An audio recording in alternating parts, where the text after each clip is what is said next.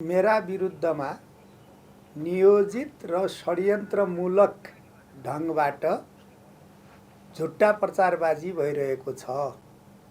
म सबैलाई के आग्रह गर्न चाहन्छु भने त्रिभुवन अन्तर्राष्ट्रिय विमानस्थलको अध्यागमनको भिजिट भिसाको विषय मात्रै होइन, मेरो सार्वजनिक जीवनमा, मेरो राजनीतिक जीवनमा यदि एउटा मात्रै पनि मैले आर्थिक अनियमितता गरेको प्रमाणित कसैले गर्यो भने, प्रमाणित भयो भने म पदबाट होइन, म राजनीतिबाट राजीनामा दिन्छु। म यो आग्रह गर्न चाहन्छु। अब यो बारेमा म विस्तृत कुरा 13 गते सम्मानित सदन प्रतिनिधि सभामा बोल्नका लागि मैले समय माग गरिसकेका छु। अरू विस्तृत कुरा म प्रतिनिधि सभामा आग्रह गर्छु।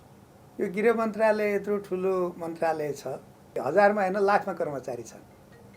लाखौं लाख कर्मचारीमा संवैधानिक निकाय, अनुसन्धान गर्नका लागि सक्षम निकायले कुनै पनि बेला कुनै पनि कर्मचारीका माथि अनुसन्धान सुरु गर्न सक्छ।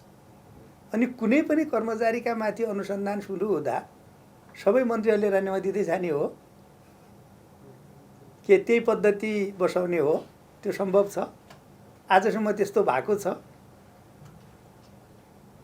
त्यसकारण मैले प्रारम्भमै भनिसके, मेरा विरुद्ध राजनीतिक रूपले, नियोजित रूपले, षड्यन्त्रमूलक ढङ्गले झुटा प्रचारबाजी भइरहेको छ। धन्यवाद।